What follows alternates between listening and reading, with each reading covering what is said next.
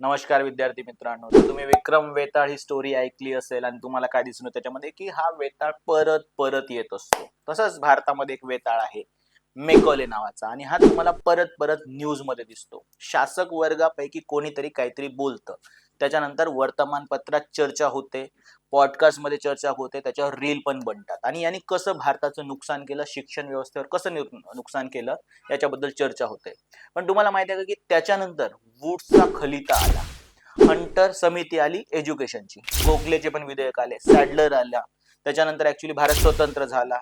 जो एज्युकेशन हा टॉपिक आहे वेलफेअर स्टेट कडून स्टेट कडे आला ऍक्च्युली. त्याच्यानंतर 42वी घटना दुरुस्ती झाली, त्याच्यानंतर न्यू एज्युकेशन पॉलिसी पण आली. पण तरी पण शासक वर्ग काय म्हणतो ऍक्च्युली की मेकॉलेचा खूप मोठा परिणाम आपल्या शिक्षण व्यवस्थेवर आहे.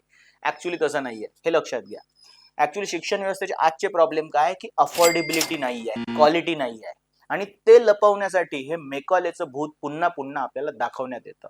आणि कार्ल मार्क्सने सांगितलेलं आहे की शासक वर्ग अशा प्रकारे लोकांना भ्रमित करत राहतो, याने त्याला शासक वर्गाची विचारधारा म्हटलेलं आहे, रुलिंग क्लास आयडियोलॉजी.